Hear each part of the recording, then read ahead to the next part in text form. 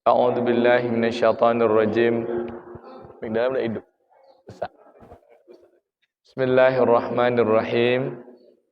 Assalamualaikum warahmatullahi wabarakatuh.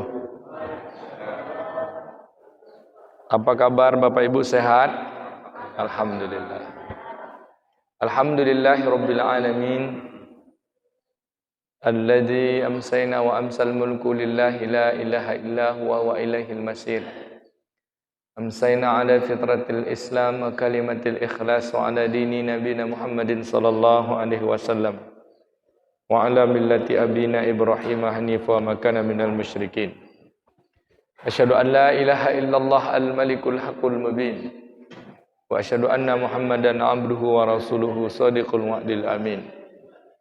Allahumma salli wa sallim ala sayyidina wa nabina Muhammadin wa ala alihi wa sahbihi ajma'in wa man tabi'ahum bi ihsanin ila yaumiddin. Yang saya muliakan para muallim, para muallimah, para ustadz, ustazah, para pengurus masjid, Bapak Ketua, Pak Imam, para guru-guru kami, orang tua kami, pemuka masyarakat, seluruh Bapak, Ibu, Abang, Kakak, jemaah salat maghrib Masjid Sabirin. Semoga kita senantiasa diberi Allah kesehatan, keberkahan, ampunan dan rahmat yang senantiasa mengiringi setiap urusan-urusan kita. Amin ya rabbal alamin. Maghrib ini kita berada pada tanggal 26 Rabiul Awal tahun 1445 Hijriah. Bersyukur kita kepada Allah dengan segala ketetapan bahwa tidak ada satupun yang kebetulan, semuanya adalah hak kebenaran Allah. Wa huwa ala kulli syai'in qadir. Allah jadikan siang, Allah jadikan malam. Allah hidupkan, Allah matikan. Allah pertukarkan yang baru, yang lama dengan yang baru. Allah punya hak atas segala ketetapannya. Maka bersyukurlah kita kepada Allah dengan ucapan alhamdulillahirabbil alamin. Dan bersyukur pula yang dalam kita ketika Allah Subhanahu wa taala mengutus seorang utusan yang menjadi tauladan, yang menjadi rahmat bagi sekalian alam. Dialah baginda Nabi sallallahu alaihi wasallam. Kepada baginda Nabi kita berucap salawat dan salam. Allahumma salli ala sayyidina Muhammad wa ala ali sayyidina Muhammad. Assalamu alayka ya Rasulullah. Bapak Ibu hadirin yang dimuliakan Allah Subhanahu wa taala, biasa orang tua-tua kita dahulu kala dan sampai sekarang juga para ulama-ulama Syafi'iyah, apabila bulan Maulid ini atau bulan Rabiul Awal selalu mengkisahkan tentang kehidupan Nabi sallallahu alaihi wasallam. Walau udah pernah kita melaksanakan peringatan Maulid, tapi Maulid untuk mencintai Nabi ini rasanya tidak pernah selesai kalau untuk dibaca. Karena kehidupan Nabi adalah kehidupan yang menjadi tauladan. Siapa yang meniru kehidupan Nabi maka dia akan dapat cintanya Allah. Apa kata Allah Subhanahu wa taala di dalam Al-Qur'an pada surah Al-Imran ayat 31. A'udzu billahi minasyaitonir rajim. Bismillahirrahmanirrahim. Qul in kuntum tuhibbunallah fattabi'uni yuhibbukumullah wa yaghfir lakum dzunubakum wallahu ghafurur rahim. Katakanlah, kata Allah kepada Nabi Muhammad, jika kalian mencintai Allah. Bapak Ibu, kita cinta sama Allah? Cinta. Fattabi'uni, syarat mencintai Allah itu mesti mengikuti Nabi. Ikutilah aku, kata Nabi. Yuhibbukumullah, niscaya kalian dicintai Allah. Wa yaghfir lakum dzunubakum, diampunkan dosa kalian, dimaafkan kesalahan-kesalahan kalian.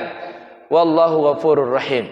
Sesungguhnya Allah Maha Pengampun lagi Pengasih dan Penyayang. Bapak Ibu hadirin yang dimuliakan Allah Subhanahu wa taala, maka malam hari ini kita mau bahas tentang keistimewaan Rasulullah sallallahu alaihi wasallam bukan menurut tutur kata manusia, tapi menurut Allah Subhanahu wa taala di dalam Al-Qur'an. Kalau peringatan Maulid biasanya kan Pak, kisah lahirnya, peristiwa, kemudian bahwa siapa sebenarnya baginda Nabi sallallahu alaihi wasallam. Malam hari ini kita bahas siapa Nabi menurut Al-Qur'an. Keistimewaan Rasulullah menurut Allah Subhanahu wa taala yang tidak sama keistimewaan itu dibanding seluruh nabi-nabi sebelumnya. Total jumlah nabi itu ada 124.000. Berapa Bu? 124.000 nabi dan rasul. Yang wajib kita kenal, yang wajib kita tahu 25 nabi dan rasul. Di antara 124.000 itu, bahkan di antara 25 orang itu, yang menjadi pemimpin hanya satu orang. Sayyidul Anbiya wal Mursalin, pemimpinnya para nabi dan rasul. Imamul Anbiya wal Mursalin, imamnya para nabi dan rasul. Khatamul Anbiya wal Mursalin, penutup dari segala nabi dan rasul. Dialah baginda Nabi Muhammad sallallahu alaihi wasallam. Kenapa dia menjadi pemimpin? Dia istimewa. Apa keistimewaannya? Banyak. Sekarang kita bahas keistimewaan menurut Al-Quran. Yang pertama, ada pada surah Al-Anbiya ayat 107. Keistimewaan ini tidak Allah berikan kepada seluruh nabi, bahkan kepada malaikat sekalipun, Pak. Kita baca ayatnya. A'udzu billahi minasyaitonir rajim. Bismillahirrahmanirrahim. Wa ma arsalnaka illa rahmatan lil alamin. Ngaji kita yang ngaji. Selama ini kita memahami maknanya, tidaklah kami utus engkau wahai Muhammad kecuali menjadi rahmat bagi sekalian alam. Sekarang kita bahas satu-satu kata-katanya. Setiap Allah Subhanahu wa taala menggunakan kata wa di dalam Al-Qur'an, jika awalannya wa itu sumpah, Pak. Contoh, Allah bersumpah demi waktu. Wadduha, demi waktu duha. Wallaili, demi waktu malam. Wal fajri, demi waktu subuh, fajar. Wal asri, demi waktu asar. Wattini, Allah bersumpah demi buah tin. Wassama, Allah bersumpah demi langit. Wal ardi, demi bumi. Wallahi, kan misalnya kalau kita bersumpah demi Allah. Sekarang Allah bersumpah demi siapa? Wa ma, demi ma. Dan demi ma, kan gitu jadinya. Demi ma. Ma itu apa? Dalam bahasa Arab, ma itu ada dua. Pertamanya ada namanya ma dalam bentuk pertanyaan, yaitu maza, kata tanya. Satu lagi ma yang menjelaskan keterangan, ma fi. Artinya tidak ada. Kalau kita terjemahkan berdasarkan kata wa tadi, wa ma dan tidak adalah, kan gitu. Tapi karena dan di situ adalah demi tidak ada. Arsalnaka, dan demi tidak ada yang kami utus. Dari seluruh 124.000 nabi itu, demi semuanya itu tak ada yang kami utus. Apa yang tidak ada kami utus? Semua utusan itu kecuali kamu. Wa ma arsalnaka illa. Tidak ada satupun yang kami utus, engkaulah di antar seluruh utusan itu rahmatan lil alamin. Jadi kalau disebut ulama, Allah bersumpah dengan seluruh yang dia utus itu, demi semua yang dia utus itu hanya Nabi Muhammad saja yang menjadi rahmat. Nah, begitu, Pak. Berarti yang 123.999 orang jadi apa? Kalau Nabi Muhammad menjadi rahmat, yang lain jadi apa? Dia jadi utusan, penyampai berita, basyira wa nazira. Tapi semuanya itu adalah hamba-hamba Allah pilihan. Tapi Nabi Muhammad pilihannya istimewa, menjadi rahmat. Apa kata Imam Bajuri? Ibu kenal Imam Bajuri enggak, Bu? Ya, Bapak kenal Imam Bajuri? Kalau ibu tahu, yakin saya ibu kenal Imam Bajuri. Bajai Bajuri. Masih ingat film ya, Bu ya? Imam Bajuri katakan, sesungguhnya kasih sayang Allah kepada langit dan bumi, kepada malaikat, kepada seluruh nabi-nabi, kepada seluruh yang ada nih, bergantung hanya karena Allah mengutus Nabi Muhammad sallallahu alaihi wasallam. Kata sebaliknya, jika seandainya Allah tak mengutus Nabi Muhammad, atau hanya kepada Nabi Muhammad itu saja rahmat, tidak sebab Allah Ta'ala merahmati yang lain, maka yang lain tidak akan ada kasih sayang Allah. Hanya ada apa kira-kira? Nabi-nabi itu akan masuk surga juga, tapi rahmat hanya ada pada Nabi Muhammad gitu. Misalnya contoh gini, Bu. Pak, saya ngajar, Pak Komandan. Masuk jam 8, mahasiswa ini masuk jam 8. Adalah satu mahasiswa masuknya jam 8 kurang 5. Belum datang, kita lagi dah datang ya. Tugas kita suruh kumpul paling dulu. Paling bagus jawabannya, paling patuh. Maka mahasiswa satu ini adalah mahasiswa yang dipuji. Tapi ada mahasiswa datangnya jam 8 lewat 50, jam 8 lewat 30. Ada yang 8.45. Saya izinkan juga masuk. Tapi kira-kira mahasiswa ini saya puji atau tidak, Pak? Tidak. Apakah dia bersalah? Tidak juga. Dia tetap masuk kuliah. Dia tidak istimewa. Dia tak dapat pujian. Tapi dia hanya dapat maaf. Maka Nabi Muhammad itu manusia yang terpuji. Sedangkan yang lain-lain itu termasuk malaikat sekalipun. Apalagi kita hanya dapat maafnya Allah saja.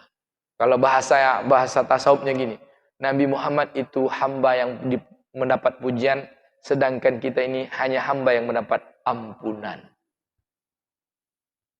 Kita ini cuma dapat ampunan aja, Pak. Tidak layak kita untuk dipuji. Sekalipun malaikat tidak layak dipuji. Nabi Adam, Nabi Nuh, Nabi Idris, Nabi Musa, Nabi Ibrahim.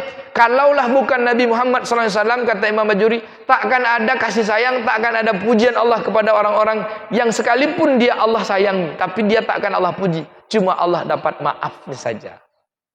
Kenapa, Bu? Kenapa kira-kira, Pak? Siapa dapat jawab? Pak Adiah. Kenapa Nabi Muhammad itu menjadi pujian, sedangkan yang lain tidak? Kita ringkas sajalah. Kenapa? Karena Nabi Muhammad itu tidak pernah salah, tak pernah berbuat dosa, tak pernah melakukan sesuatu yang Allah larang, tak pernah mengerjakan yang Allah, tidak pernah menolak dari apa yang Allah perintahkan. Bahkan Nabi tidak pernah protes, melakukan apapun yang Allah perintahkan dengan senang hati, meninggalkan apapun yang Allah larang dengan senang hati. Malaikat adalah makhluk yang tak pernah bersalah, tapi dia pernah protes, Pak. Malaikat pernah protes, Pak. Buka surat Al-Baqarah ayat 30. Allah Subhanahu wa taala katakan, "Inni ja'ilu fil ardi khalifah." Sungguh ke muka bumi itu diutus khalifah. Protes malaikat. Ya Allah, dulu kau pernah ciptakan makhluk di muka bumi. Kerjanya menumpahkan darah dan berbuat fasik dan menumpahkan darah. Apa kata Allah? Aku lebih tahu daripada kalian. Sujud kalian semua kepada Adam. Sujudlah malaikat, kecuali iblis. Illa iblis aba wastaghna. Dia enggar untuk meminta ampun. Nabi Adam, Bu, Nabi dimaafkan kesalahannya, tapi pernah buat salah. Nabi Ibrahim, kekasih Allah, pernah juga buat salah. Apa salah Nabi Ibrahim, Bu? Pak, pernah bohong 3 kali. Lalu kalau kita berapa kali bohong, Pak Komandan? Kita berapa kali bohong, Bu? Berkali-kali ya. Nabi Musa pernah salah, pernah, tapi dapat ampunan. Pernah ninju orang mati. Nabi Yunus pernah salah, pernah, sampai dia lari dari kaumnya, lalu dia memohon taubat kepada Allah. La ilaha illa anta subhanaka inni kuntu minaz zalimin. Jadi satu-satunya makhluk yang terpuji dari seluruh yang Allah ciptakan ini hanya pada Nabi Muhammad sallallahu alaihi wasallam. Istimewa, itulah Allah jadikan dia rahmat. Rahmat kasih sayang. Bahkan dengan kasih sayang Allah Ta'ala, apapun yang diminta Nabi Allah kabulkan. Dan satu permintaan dan permohonannya dia tunda demi cintanya kepada umatnya. Siapa Nabi Muhammad yang kedua? Yang pertama adalah rahmat. Yang kedua, Allah sebut dalam surat At-Taubah ayat 128. Ini kalau kita ngaji sirah ini, Bu, luar biasa ini. Kalau kita kenal Nabi Muhammad itu siapa? Pertama, rahmat, dia tak pernah salah. Sekalipun berat, dia tetap senang aja. Bahkan dia dihina, dicaci, dimaki, dizolimi, tetap aja anteng, tetap aja senang. Bahkan Allah Subhanahu wa taala sudah izinkan untuk membunuh, menghancurkan satu kaum dengan diutusnya malaikat. Nabi Muhammad tetap menolak, Pak. Ketika Nabi pergi ke Taif, Nabi dilempari, dicaci, dimaki, dihina sampai berdarah, Nabi lari. Nabi tersandar di pohon kurma, lalu Nabi berdoa kepada Allah, "Ya Allah, kukadukan kelemahanku kepada Engkau yang Maha Kuat. Aku tak peduli apapun yang dilakukan manusia, yang penting Kau jangan tinggalkan aku, ya Allah." Sambil nangis Nabi, tapi Nabi bukan marah sama orang tu. Nabi nangis. Apa yang ditangiskannya? Aku ngajak baik, kenapa nak mau ikut? Ya Allah, kukadukan kelemahanku. Lalu datang malaikat, kata malaikat penjaga gunung, "Ya Rasulullah, Allah telah izinkan kepadaku untuk mengangkat dua bukit ini yang ada di negeri Taif ini. Aku akan angkat dan hancurkan negeri ini bersama seluruh penduduknya." Apa kata Nabi? Jangan. Lalu Nabi berdoa, "Allahumma hdi biqaumin wa innahum la ya'lamun." Ya Allah, beri hidayah pada kaumku karena dia belum tahu aja. Ya Allah, lahirkanlah orang-orang, berilah hidayah dari sini. Jadikanlah negeri ini subur. Oh, akhirnya Allah kabulkan, Pak. Sekarang Taif itu luar biasa. Negerinya subur. Banyak ulama datang dari sana. Kalau tidak percaya, yuklah kita pergi yuk. Pergi ke Taif yuk. Ustaz, kalau mau haji, Allah datang lah. Bu, mau ke Taif kita? Yuk, pergi yuk. Saya hari Ahad besok berangkat. Doakan saya pergi sehat, pulang sehat. Ahad besok berangkat ke Saudi Arabia. Mudah-mudahan sampai ke Taif. Kalau manusia biasa takkan bisa, Bu. Rahmat Nabi, rahmat Allah kepada Nabi itu karena Nabi punya sifat rahmat juga. Sayangnya itu berlebih-lebih kepada manusia. Ada satu kisah kan, seorang Yahudi yang tiap hari mencaci Nabi, mencaci, memaki. Saat seorang Yahudi buta sedang mencaci, memaki itu dikasihnya makan. Dikasihnya makan, dikasihnya minum, dicaci-caci, kasih makan, kasih minum. Sampailah Nabi jatuh sakit kemudian meninggal dunia. Abu Bakar yang melanjutkan ngasih makan. Sambil orang tua ini mencaci memaki Nabi Muhammad juga. Lalu karena dikasih makan ini berbeda daripada yang menyuap. Apa kata orang tua ini? Ini tidak yang biasa nih ngasih makan. Iya yang biasa katanya. Tidak, beda. Yang biasa tuh lebih lembut, lebih ini dia bilang. Ini siapa kamu? Yang biasa mana? Yang biasa udah meninggal dunia. Jadi siapa yang biasa memberi makan aku tuh? Kata Abu Bakar, dialah yang tiap hari engkau caci itu. Dialah Muhammad sallallahu alaihi wasallam. Masuk Islam dia, Bu. Tidak ada manusia yang kayak gitu. Sekalipun ustaz yang menceritakan doa, begitu akhlak Nabi, baiknya kena rahmat Allah Ta'ala kepadanya, kita tiru sifat Nabi itu, mana kita sanggup. Tapi kita berharap Allah Ta'ala beri kemuliaan dengan meniru sifat Nabi SAW tersebut. Amin. Bapak Ibu yang dimuliakan Allah, apa keistimewaan yang Nabi yang kedua? Surah At-Taubah ayat 128. A'udzubillahi minasyaitonirrajim. Laqad ja'akum rasulun min anfusikum azizun 'alaihi ma anittum harisun 'alaikum bil mu'minina raufur rahim. Itulah dia. Sungguh kata Allah, bersumpah lagi. Kalau tadi wa juga kata demi, sekarang Allah bermulakan dengan kata laqad. Telah. Laqad ini bisa juga telah. Laqad ja'akum, telah diutus untuk kalian. Atau laqad ja'akum, sungguh untuk kalian diutus seorang rasul utusan. Azizun 'alaihi ma anittum, dia merasakan amat berat penderitaanmu. Bu, Pak, dia diutus, dia terasa berat penderitaan kita. Penderitaan yang mana kira-kira, Pak? Kita sendiri tak tahu penderitaan yang dirasakan Nabi itu. Kita baru tahu penderitaan yang kita berat itu kalau tak makan, kalau tak minum, ya Bu. Kalau susah ditinggal keluarga. Susah yang dipikirkan Nabi itu, kata Imam Ibnu Katsir, adalah penderitaan yang dirasakan Nabi. Amat berat penderitaanmu. Dia ingin kamu selamat dan kepada orang beriman belas kasih, santun dan sangat sayang kepada orang beriman. Apa yang dirisaukan Nabi sehingga betul-betul berat rasa baginya, berat beban kita itu. Apa Bapak Ibu? Beban apa? Beban di padang mahsyar. beban hari berbangkit yang kita sendiri belum terpikirkan dan belum terasakan.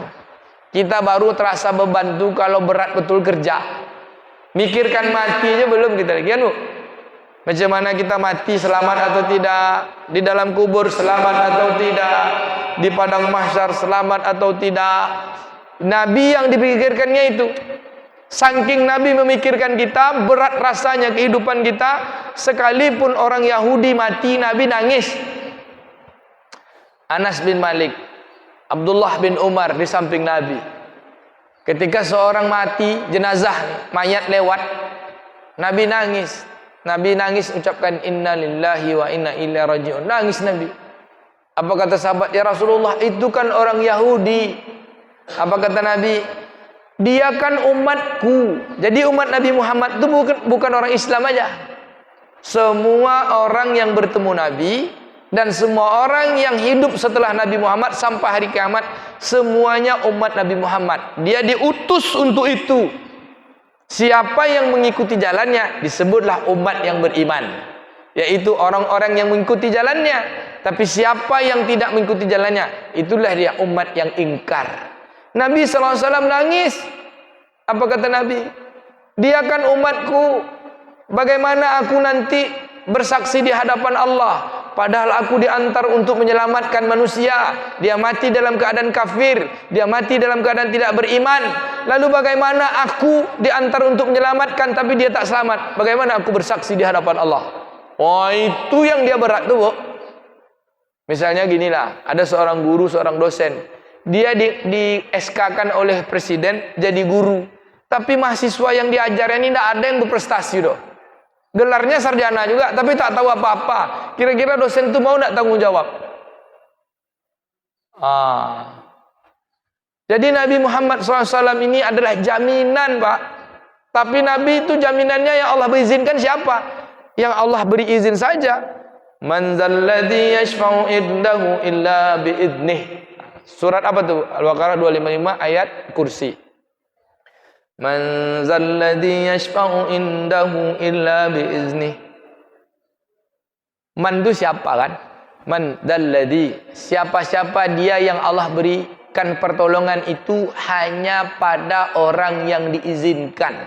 Siapa orang yang diizinkan untuk dapat pertolongan Allah di hari kiamat? Hanya Nabi Muhammad. Kepada siapa lagi yang diizinkan untuk minta tolong Nabi Muhammad? Hanya orang yang mengikuti jalan Nabi Muhammad. Siapa mereka? Orang-orang yang beriman. Bapak Ibu, jadi jaminan Nabi itu syafaat. Jadi yang pertama Nabi itu rahmat, yang kedua adalah syafaat. Bagaimana nanti Nabi memberi syafaat, memberi pertolongan atas izin Allah kepada kita, tanda bahwa kita adalah umatnya. Misalnya di satu kampung kita nih, Bu, seluruh kampung nih semua kena tangkap polisi. Kesalahannya adalah satu aja. Pernah berkendaraan tidak pakai helm. Satu aja kesalahannya. Rupanya ada satu orang yang selalu pakai helm dan tak pernah tak pakai helm. Namanya Bapak Insinyur Haji Hardison MSI, MP. Cuman sendiri dia yang tak kena tangkap polisi karena selalu pakai helm. Jadi sayangi polisi. Jadi kita semua kena tangkap polisi. Pergilah beliau ke kantor polisi. Pak polisi, demi saya yang pakai helm terus nih, tolonglah lepaskan jemaah saya ini. Saya jadi jaminan. Jadi jaminannya. Maka saat itu polisi maulah menjamin. Tapi kalau polisi sekarang enggak, ya jamin. Yang kita dilepas, Pak Erdisonnya ditangkap. Itu yang tak enak ya. Tapi Rasulullah SAW karena dia disayangi Allah, dicintai Allah, apapun permintaannya tidak mungkin Allah mencelakakan Nabi. Maka Nabi simpan satu permintaan itu, Pak, di hari kiamat. Dan permintaannya apa? Dia, ya Allah, segerakan pertolonganmu, segerakan hisabmu, segerakan hari pengadilan. Itulah dia yaumul qiyamah, hari yang ditegakkan. Hari kiamat itu bukan hari terakhir, Bu. Hari kiamat bukan hari terakhir, hari yang dimana Allah tegakkan ada awalnya tapi tak ada kesudahan. Kita akan diletakkan kepada dua tempat. Maliki yaumiddin, dialah raja di mana hari? Hari apa, Bu? Maliki yaumiddin apa, Pak, artinya? Pak, apa arti Maliki yaumiddin, Pak? Tiap hari baca Fatihah nih, Bang Haji. Bu aja. Maliki Yaumiddin apa artinya?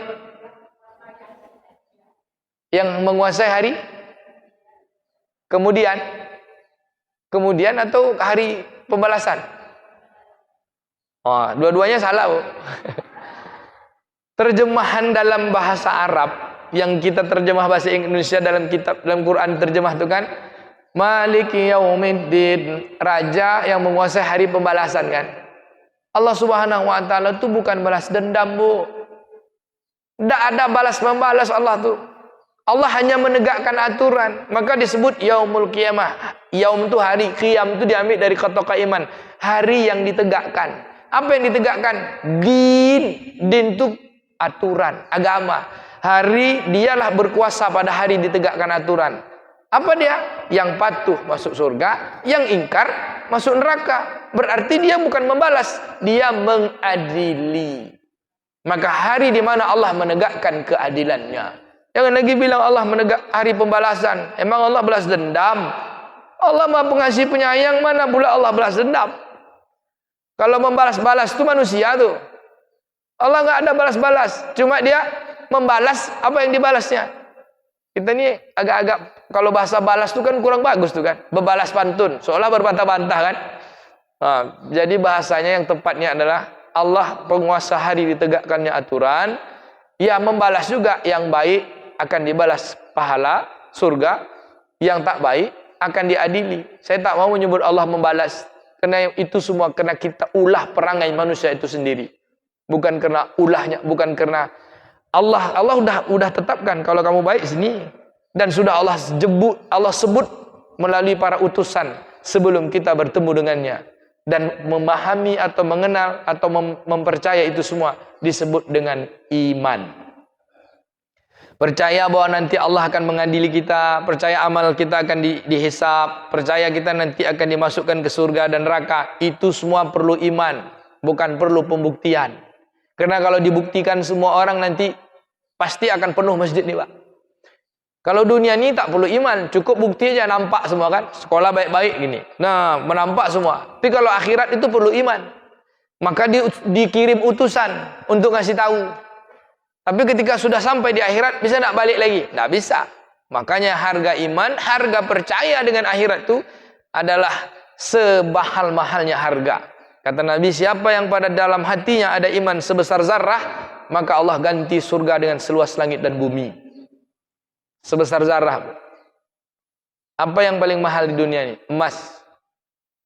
Setiap barang yang ada ukurannya, semakin besar ukurannya, semakin besar ukurannya atau semakin kecil ukurannya di mahal, itulah barang berharga. Contoh misalnya pasir. Beli pasir 1 truk masih bisa. Beli pasir 1 pickup masih bisa. Beli pasir satu gerobak masih bisa. Beli pasir 1 sendok bisa. Pak, pergi kedai bangunan, beli pasir 1 sendok. Apa kata orang bangunan? Mana ada jual pasir 1 sendok? Ambil aja lah kata. 1 plastik lah, ambil lah kata kan gitu. Jadi kalau udah 1 sendok, 1 plastik, sekilo pasir itu tidak berharga lagi. Apa ada yang berharga lagi dari pasir? Ada, beras. Beras sekilo masih berharga, setengah kilo masih berharga. Tapi kalau sebutir, Bu, beli beras sebutir, ada harganya? Tidak ada. Apa yang lebih berharga daripada beras? Daripada makanan ini ada dengan emas. Emas sekilo. Oh, kalau punya emas kilo, Bang Haji Dodi yang paling kaya di Pekanbaru nih.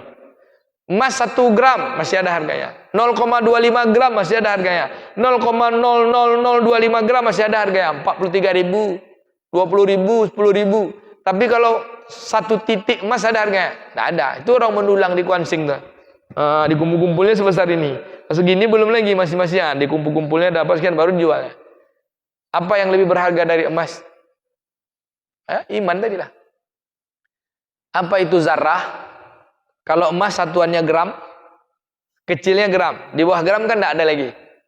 Kalau zarrah itu satuan yang tak bisa lagi disebut. Zarrah itu bukan biji bayam, Bu. Kata orang, siapa yang punya iman sebesar biji zarrah, biji bayam? Wa may ya'mal misqala dzarratin khairan yarah wa may ya'mal misqala dzarratin syarran yarah. Jadi jelaskanlah zarrah itu biji bayam. Bukan. Zarrah itu kalau Bapak Ibu buka pintu pagi-pagi, ada matahari masuk, ada bulu-bulu terbang tuh kan. Kalau kita jendela tuh kan ada nampak bulu-bulu terbang. Ah, itu zarah tuh. Bisa diambil lah tuh. Ini banyak mungkin nih. Kita gini kan, ada yang terbangnya. Itu zarah tuh. Tak nampak dengan mata. Kalau bahasa fisikanya piksel. Titik halus. Sebesar itu titik iman kita, percaya kita dengan Allah Ta'ala, dengan akhirat, dengan keimanan ini. La ilaha illallah. Allah ganti surga seluas langit dan bumi. Pertanyaannya, iman kita ada tak sebesar itu? Insya Allah. Itulah yang harus kita pupuk terus. Dengan iman itulah nanti Nabi Muhammad SAW memberi syafaat kepada kita. Bagaimana cara membuktikan kita orang beriman? Membuktikannya dengan amal. Amal itulah dia Islam. Islam itu pakaian badan. Ketika kita beramal, jadilah kita muslim. Apa tanda kita muslim? Bahwa kita beriman. Iman dan Islam itu Pak seperti dua mata uang. Ini sisinya iman. Islam itu adalah pakaiannya. Imannya sebelah sini, Islamnya sini. Tapi ketika iman dipakai, Islam diamalkan, jadi mukmin dan muslim. Ada orang beriman, punya iman dan punya Islam, tapi tidak mukmin, tidak muslim. Kenapa? Dia hanya menjadikan aksesoris, tapi tidak beramal dengannya. Sama orang punya duit, tapi tak dibelanjakannya Pak. Tunakkannya aja duit, tak ada gunanya. Maka nanti di akhirat kita menjadi orang muslim, itulah tandanya Nabi SAW diberi Allah Ta'ala izin kepada Nabi Muhammad untuk beri syafaat.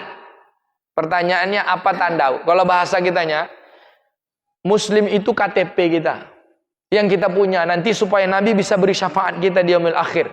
Itulah keistimewaan Nabi yang Allah berikan supaya kita bisa masuk surga.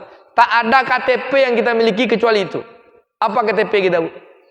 Kita bawa KTP dari dunia, kita print, bawa langsung, ya Rasulullah ini KTP kami. Mana pula bisa? Apa KTP kita, Bu? Bu, Ibu mau ke Jakarta tak punya KTP, bisa enggak naik pesawat? Tak bisa, Pak. Mau pergi ke Malaysia enggak punya KTP, bisa enggak pergi? Bisa. Kita kemana-mana kalau enggak punya KTP enggak bisa. Paksa jumpa Pak RT, Pak RW, pergi ke Duscapil dulu ngurus KTP supaya dapat tiket pergi berangkat. Itu di dunia, Bu, masih bisa diurus KTP. Kalau nanti di padang mahsyar ngurus KTP mau kemana?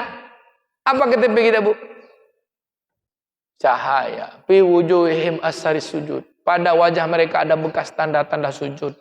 Rabbana atmim lana. Ya Allah, sempurnakan pada kami nurana, cahaya. Kenapa begitu? Karena dari bekas solat itu wajahnya bercahaya. Fariqu bainal muslim wal kafir as-shalah. Pembeda antara orang Islam, orang Muslim dan orang kafir itu solat. Jadi KTP kita nanti di padang mahsyar itu solat itu menjadi tanda. Nabi tinggal panggil ya, kumpul, kumpul, kumpul. Nabi kasih kita minum dari telaga Haud. Mau solat kita khusyuk atau tidak, yang penting solat dia lah dulu. Itu KTP kita. Kalau tak ada KTP, macam mana Nabi mau menjamin kita? Bisa urus lagi KTP pas di padang mahsyar?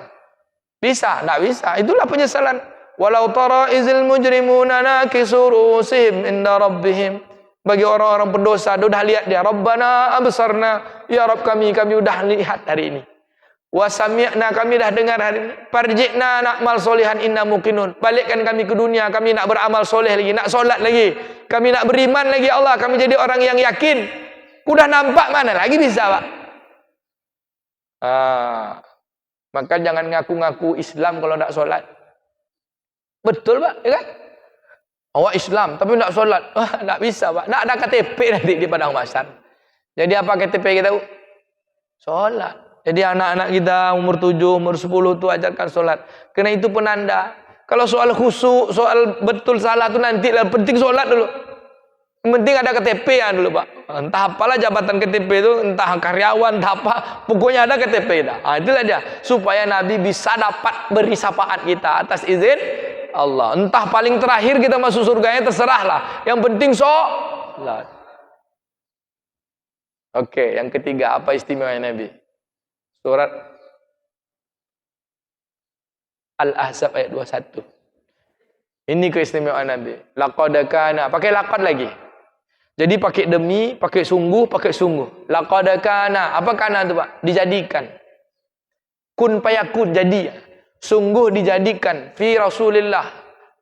Laqad kana lakum, sungguh dijadikan untuk kalian fi Rasulillah, pada diri Rasul itu uswatun hasanah. Apa uswatun hasanah, Bu? Suri tauladan kan, contoh hasanah. Apa itu hasanah? Baik. Miskin itu baik atau tidak? Sakit itu baik atau tidak? Menderita itu baik atau tidak? Enggak, menurut manusia. Tapi kalau dalam penderitaan, dalam kemiskinan, dalam kesulitan, dalam kesakitan ada pahala, itu baik. Kaya itu baik enggak? Baik. Bergelar tinggi itu baik enggak? Baik. Sehat itu baik enggak? Baik. Tapi kalau kaya, bergelar tinggi, punya jabatan, sehat badan, tapi jauh dari Allah, itu musibah, itu tidak baik. Itu namanya apa, Bu? Mempertinggi tempat jatuh. Bapak Ibu yang dimuliakan Allah, maka ukuran baik itu bukan banyak harta, bukan ukuran susah itu sakit, bukan miskin, tapi ukuran baik itu adalah mampu mentaati Allah. Itulah di hasanah.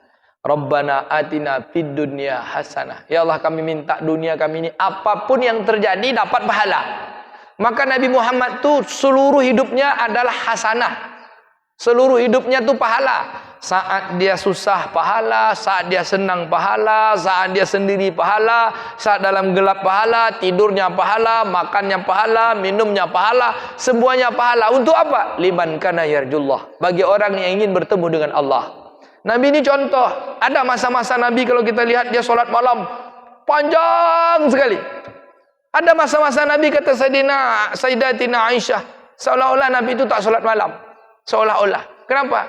Nabi itu contoh. Kalau Nabi buat yang panjang-panjang, kita berat. Jadi Nabi ada buat yang panjang-panjang seperti Huzaifah Al-Yamani di belakangnya solat 3 surat Al-Quran dia baca, Al-Baqarah, Al-Imran, Al-Maidah sampai An-Nisa. Akhirnya Huzaifah Al-Yamani mundur. Kita 3 surat juga, Qul huwallahu ahad, Qul falaq, Qul birabbinas. Ada masanya Nabi itu solat malamnya sedikit, pendek. Kenapa? Dia contoh. Kata Nabi, aku puasa, aku juga berbuka, aku sholat malam, aku juga tidur, aku juga menikah. Jadi artinya apa? Nabi itu contoh. Jadi contoh yang paling ringan dibuat Nabi SAW agar kita bisa ikut. Bapak Ibu yang dimuliakan, contoh apa? Supaya kita setiap yang kita contoh ini dapat kepatuhan, dapat ridhonya Allah Subhanahu wa Ta'ala, dan akan bertemu dengan hari akhirat, dipertanggungjawabkan apa yang kita kerjakan. Wa dzakarallaha katsira, dan semua yang kita contoh itu jadi zikir kepada Allah. Maka yang kita kejar itu apa, Bu? Hasanah dari Nabi. Salatnya, puasanya, zakatnya, semua kehidupan Nabi itu. Berpakaiannya, makannya, minumnya. Makan kita udah hasanah belum, Bu? Makan tangan kanan. Tidur kita udah hasanah belum? Tidur berwudu, salat hajat, salat taubat, salat witir. Kemudian baca qul huwallahu ahad, qul birabbinas, qul birabbinas, lalu sapukan ke badan kita, hembuskan, sapukan, lalu zikir subhanallah 33, alhamdulillah 33, Allahu akbar 33, la ilaha illallah syarikalah, lalu kita baca ayat kursi, lalu bismika Allahumma ayat Muhammad. Apa kata Nabi, siapa yang tidur seperti itu? Atau dia lanjutkan la ilaha illallah syarikalah, lahul mulku wa alhamdulillah ala kulli syai'in qadir, sebanyak dosanya, sebanyak laut sebuih di lautan diampunkan Allah, maka tidurnya dihitung sepanjang tidurnya itu adalah zikir, dan tidurnya ditemani malaikat. Kalau dia mati dalam tidurnya, matinya dalam keadaan husnul khotimah. Ada kayak gitu tidur kita, Bu? Makan, kalau sholat lah ya, sholat, puasa, zakat. Ini yang adat kebiasaan sehari-hari. Alhamdulillah, Bu, saya 24 jam dapat hasanah. 24 jam hasanah, Bu, karena istri saya Nur Hasanah. Ini Bapak Ibu, dari amal Nabi hasanah. Keistimewaan Nabi bukan saja amal, badannya pun hasanah. Ada 10 keistimewaan Nabi, ini yang tidak dalam Quran, tapi dari tutur. Sejak Nabi lahir, sebelum Nabi diangkat jadi Rasul, ada 10 keistimewaannya. Namanya irhas. 1, dia lahir sudah disunat. Kenapa? Kata Imam yang menulis kitab Insanul Kamil, Imam Syekh juga yang ditulis kitab Berzanji, Syekh Syed Ja'far bin Hussein. Dia menyebutkan Nabi SAW itu lahir sudah dikhitan. Karena bagian dari kemaluan kita itu kan aurat. Allah tak mau memperlihatkan aurat Nabi, Pak. Nabi lahir tidak berdarah sama sekali. Nabi lahir tali pusatnya udah kering. Kata Ummur Rum dan Suwaibah yang menjadi bidan Nabi lahir. Nabi lahir itu keluar dari rahim maknya dah dalam keadaan sujud. Lalu liputi cahaya.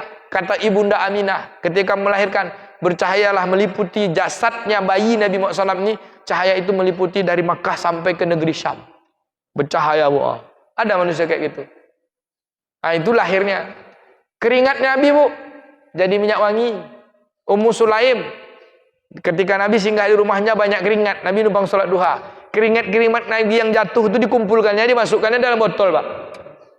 Nabi tanya untuk apa? Untuk minyak wangi. Beberapa hari kemudian jumpa sama Nabi, dikasihnya minyak wangi itu sama Nabi dalam botol. Nabi cium, wangi kali. Lalu Nabi katakan, selama aku di Madinah aku tak pernah ketemu minyak wangi sewangi ini. Titip ya, tolong belikan. Apa kata Muslim? Ya Rasulullah, itu adalah keringatmu. Hadis riwayat Imam Muslim dalam kitab Syama'il Muhammadiyah. Pertanyaan saya, ada nak bapak sini sama ibu sini yang keringatnya wangi? Habis kita mencangkul Bang Haji, kan Bang Haji kan suka cangkul nih, baju keringat, ambil keringat itu peras, masukkan dalam botol. Kira-kira harum tak? Nabi keringatnya harum, darahnya diminum. Siapa yang minum darah Nabi? Abdullah bin Zubair. Ketika Abdullah ini masih kecil kan ikut Nabi SAW, juga Anas bin Malik. Dia usia-usia 14-15 tahun gitulah, anak-anak. Usia remaja lah, pemuda, pada tanggung, hampir 20 gitu. Setelah Nabi bekam, kata Nabi, ini buang darahku. Dibuang darah Nabi sebalik Masjid Nawawi. Rupa enggak dibuang, diminum ya. Ketemu sama Salman. Apa kata Salman? Celaka kau minum darah Nabi. Kenapa kau minum? Aku minum aja katanya. Lalu dilaporkan kepada Nabi. Nabi tanya, wahai Abdullah bin Zubair, kenapa kau minum? Apa jawabnya? Aku cinta samamu ya Rasulullah. Apa kata Nabi jawab? Seseorang yang dalam dirinya ada darahku, karena kecintaannya padaku, diharamkan api neraka untuk menyentuh tubuhnya. Ada dua sahabat tuh yang minum darah Nabi ketika perang Uhud, darah Nabi muncrat, disambutnya pakai mulut. Seorang yang sejak usia 10 tahun dititipkan ibunya, namanya Anas bin Malik. Ketika sampai di Madinah, dia sahabat Ansor. Umur 10 tahun ini ibu cerdas nih, dia titip spare anaknya, ya Rasulullah, aku tak ada yang bisa untuk bantu engkau. Aku titipkan anakku jadi pelayanmu. Apa ajalah, tapi cerdas kan? Akhirnya dia dididik Nabi. Anas bin Malik tuh tahu betul Nabi SAW. Ketika Nabi wafat, Rasulullah usia 60 tahun, dia ikut Nabi sejak usia Nabi 50 tahun, dia berusia 20 tahun. Kemudian setelah itu dia wafat seusia sampai 70 tahun setelahnya, sekitar usia 90 hingga 100, ada yang menyebut 110 tahun. Dia didoakan Nabi punya anak dan cucu banyak, anak cucu cicit banyak. Dia meninggal di Baghdad ketika dia menjadi amir di sana. Menjelang meninggalnya, rupanya di saat dia umur 10-15 tahun itu, dia menyimpan ketika Nabi berpangkas rambut, dia ambilnya rambut Nabi itu disimpan ya Pak. Lalu menjelang wafat dia panggil kadamnya, anak muridnya. Dia bilang, tolong bukakan lemari, ambil satu tempat di dalam lemari itu. Maka dia ambil, ternyata rambut Nabi. Selama 80 tahun dia menyimpan rambut Nabi itu Pak. Lalu menjelang akhir hayatnya dia ambil rambut itu, dia taruh di bawah lidahnya. Apa kata ulama? Dia ingin mati dalam keadaan dalam tubuhnya itu ada jasad Nabi SAW. Begitu dia menahan rindu. Wah ini Pak, sahabat. Tapi kalau rambut kita tidak bisa Pak. Itu rambut Nabi. Keistimewaan Nabi. Keringatnya, rambutnya, kotorannya. O'oknya tak pernah ada Pak. Kalau dia o'ok, hilang. Karena itu aib. Ditutup, dihilang, ditelan bumi. Kalau o'ok kita, udah belalat, sudah panas-panas pun tidak hilang-hilang. Kecuali disiram. Beda Pak. Kenapa? Karena Nabi orang pilihan. Dia adalah hasanah. Dia tidak berdosa. Karena tak dosanya itulah Bu. Keringatnya jadi wangi, kotoran darahnya jadi halal. Kalau kita kena dosa kita lah, keringat kita busuk. Ya Pak, kita tengok anak bayi, keringatnya tidak busuk kan? Karena dia belum berdosa. Tapi sudah mulai dia berdosa, semua berbau tuh Pak. Kalau kita kejap aja berbau tuh. Semoga kita bisa mentauladan Nabi SAW. Sehingga Allah SWT menjadikan Nabi istimewa. Allah bersalawat kepadanya. Innallaha wa malaikatahu yusalluna 'alan nabi. Sesungguhnya Allah dan para malaikat bersalawat pada Nabi. Ya ayyuhallazina amanu sallu 'alaihi wasallimu taslima. Hai orang beriman, bersalawat dan bersalamlah kepada Nabi dengan penuh penghormatan.